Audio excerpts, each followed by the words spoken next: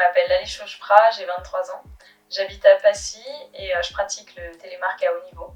Et je suis en équipe de France depuis 4 ans.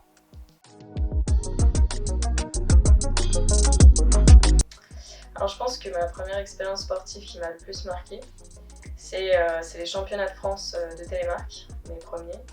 Parce que avant je connaissais pas le télémark, j'ai débuté donc à Valmonjoie télémark au Contamine. Et je m'étais mis un peu pour le plaisir après le ski alpin en compétition.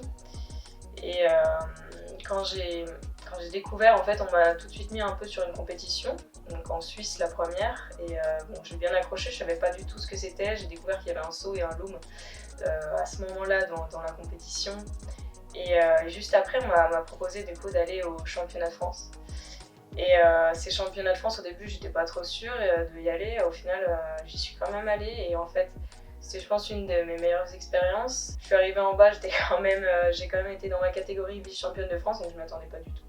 Et j'ai du coup récupéré un super trophée que je pense qui restera sur mon étagère assez longtemps.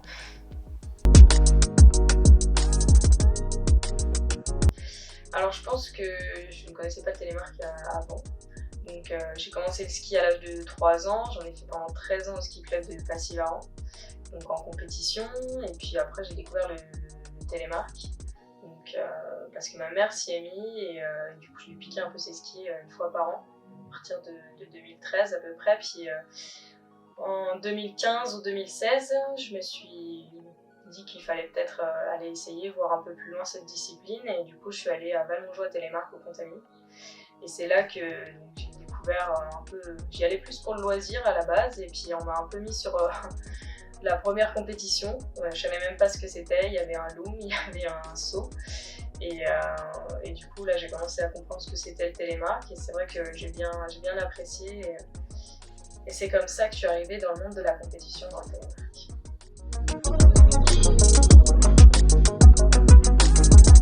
Alors ma préparation physique, en fait, au début, quand j'ai commencé le télémark, j'avais quand même des résultats parce que je pense que j'étais douée, mais c'est vrai qu'il manquait quelque part mon côté physique. Donc c'est vrai qu'après, quand j'ai arrêté mes études, mis en pause mes études après mon bac+3, je me suis dit qu'il fallait chercher donc la performance, et pour ça, il fallait axer vraiment sur la prep physique.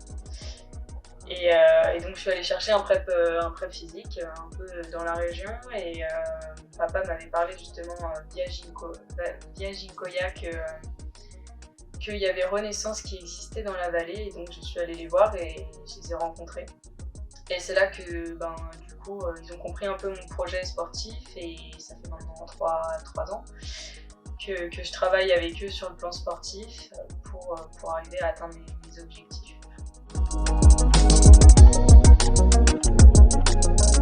Alors en fait, moi la prep mentale, c'est vrai que je l'ai intégrée un peu depuis le début, parce qu'en fait je l'ai découvert même avant, au tout début que j'ai commencé le télémark, parce que j'avais un de mes coachs qui s'est reconverti aussi dans la sophrologie du sport, et du coup j'étais un peu le cobaye au début, et c'est vrai que du coup il me suit depuis ce temps-là, et au début je me suis dit mais qu'est-ce que c'est la sophrologie, pourquoi je fais ça, et après je me suis vite rendu compte que c'était quand même bien utile, surtout en course, parce qu'en fait on pense souvent que c'est 80% de physique, 20% de mental, mais si le mental il va pas, ça ira pas, le résultat il ira pas non plus.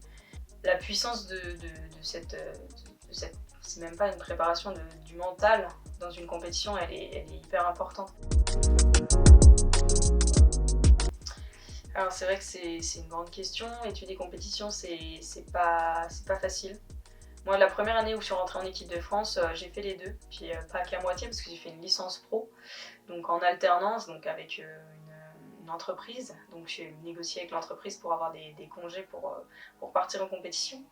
Donc c'est vrai que c'est super intéressant sur le plan entreprise, on apprend plein de choses, et en même temps c'est des choses qui nous servent aussi donc, dans la vie de notre entreprise, que ce soit le côté sportif ou vice versa.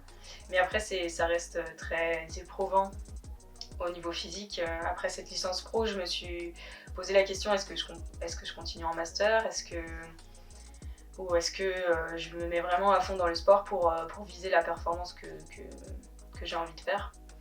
Et donc après j'ai fait un choix, le sport c'est plus maintenant et les études peut-être que je pourrais y retourner après. Donc je me suis tournée vers le sport et c'est vrai que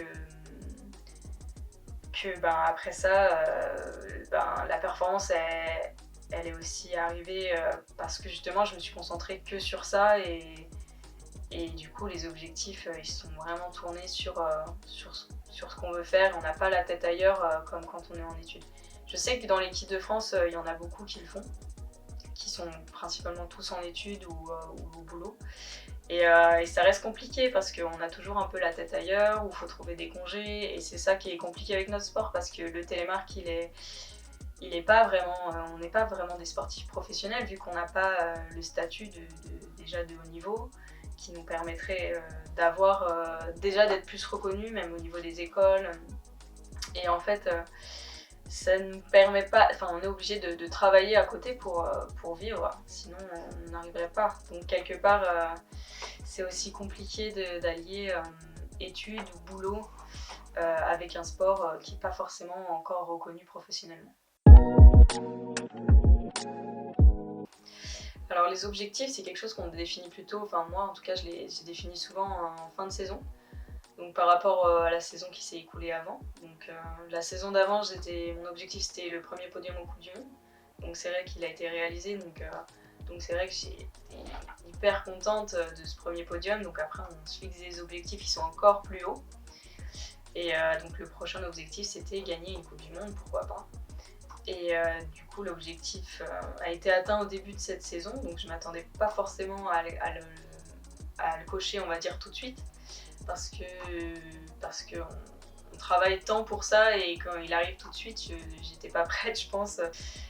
Et après ça, ça a été plus dur parce que du coup je me suis dit c'est possible, je me focalisais vraiment sur le résultat et je savais très bien que ça ne marcherait pas parce que quand on se focalise sur le résultat ça marche pas.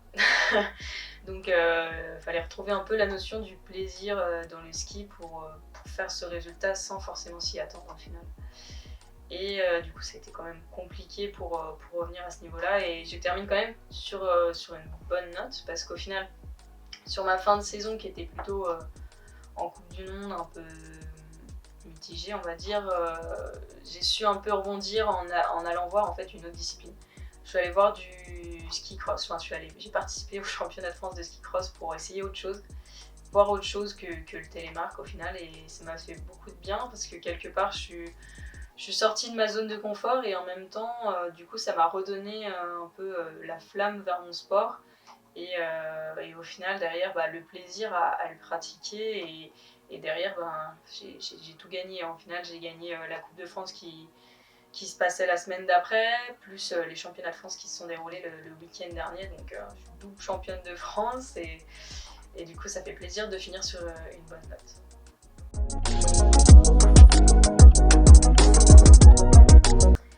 Ben écoute, je l'espère parce que c'est le rêve de tout athlète de participer au JO. C'est vrai que le télémark c'est quand même l'ancêtre du ski, il n'a pas subi le même essor que le ski alpin et j'espère vraiment qu'il pourra être au JO parce qu'en plus c'est en Europe, c'est en Italie à Cortina et c'est pas loin de la maison et j'espère vraiment qu'on pourra être représenté à ces Jeux.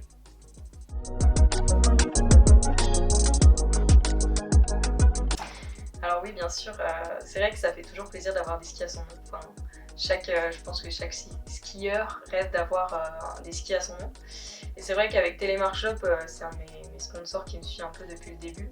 Donc le magasin qui est situé vers la Clusaz à Saint-Jean-de-Six.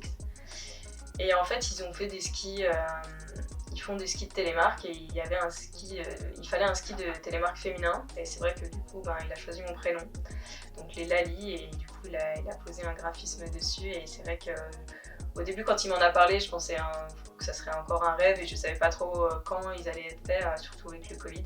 Et c'est vrai que du coup ils ont quand même été produits et du coup maintenant j'ai des skis à mon nom et que même tout le monde peut acheter donc c'est encore mieux.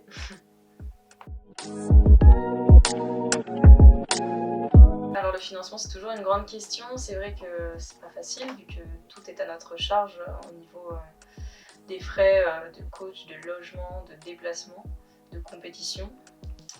Donc il faut réaliser un budget prévisionnel pour savoir combien ça va nous coûter et après aller chercher l'argent au niveau des sponsors pour que ça nous revienne le moins cher possible à nous. Quand j'ai arrêté mes études, c'est vrai que je me suis dit il faut aller chercher des sponsors, comment je vais faire. C'est vrai qu'avec mes études, on avait vu un peu en communication comment faire un book. Donc j'ai fait un book et je suis allée un peu au culot aller voir des entreprises. Donc les premières années, j'avais à peu près, j'ai dû avoir 6 sponsors par là et au fur et à mesure ça a augmenté et puis le budget aussi parce que si on veut aller vers la performance, il faut aussi s'en donner un peu les moyens et du coup il fallait chercher les sous. Et donc comment elle s'organise concrètement, à partir de la fin de la saison, une fois que j'ai budgétisé à combien il me faut d'argent pour la saison prochaine, je vais après voir mes sponsors ou les sponsors que je n'ai pas encore pour compléter ce budget suivant leur enveloppe qu'ils veulent me donner en fonction de que ce soit financier ou matériel. Ça va être matériel plus au niveau de Telemark Shop qui va me donner les fixations, les chaussures, tout ce qui va en fait au niveau du matériel de compétition. Et après il y a aussi au fur et à mesure plus on a des résultats, plus aussi au niveau des sponsors c'est un peu plus facile on va dire de se présenter et d'essayer d'obtenir ce sponsor comme mon casque UVEX, j'ai toujours été chez eux, donc après avec des résultats et des contacts surtout, je suis allée les voir pour être sponsorisée par eux. Et après financièrement il y a toujours besoin d'argent pour rémunérer, payer les factures des stages surtout et des entraînements, parce qu'on va dire une semaine de stage c'est environ 500 € pour un athlète, donc à partir de septembre on est en stage toutes les 2 semaines à peu près, donc à partir de là j'ai plus forcément de boulot parce que c'est compliqué d'avoir un emploi en même temps, donc quelque part il faut déjà avoir les sponsors pour payer les stages et aussi tout ce qui est au quotidien. Ensuite quand les sommes sont réunies, après je paye mes factures au fur et à mesure de la saison quand je les reçois on va dire. La journée parfaite c'est compliqué parce que je suis très perfectionniste donc voilà. Mais en soi j'aime bien quand ma journée au final. Au début j'ai un objectif clair sur une compétition et si je l'atteins, là la journée parfaite elle est atteinte et encore plus quand elle est autour du plaisir et pas de l'atteinte vraiment du résultat. Que j'ai vraiment réussi à désacraliser l'événement et vraiment pour vivre vraiment l'instant présent et plus avoir cet aspect de pression au final autour de cet événement.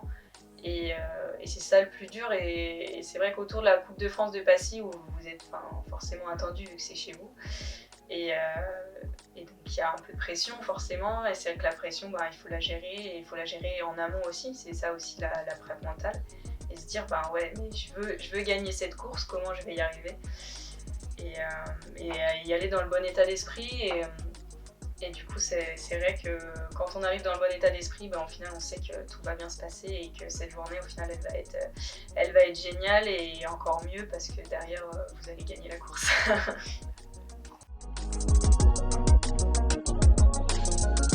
Oui, je pense qu'on a forcément des idoles quand on est sportif.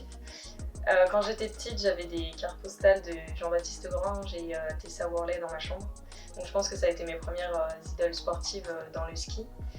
Et après ça a évolué bien sûr avec son temps et c'est vrai que Perrine Lafont est arrivée et elle a commencé un peu à tout gagner et même les JO, donc les plus grandes performances, les plus grands objectifs qu'on veut atteindre dans le sport, c'est vrai qu'elle les a atteints et ça m'inspire forcément et c'est vrai que vu qu'on a le même âge aussi, je pense que je me compare aussi des fois à elle et je me dis ouais, si elle a réussi à le faire, peut-être que pourquoi pas moi je peux le faire aussi.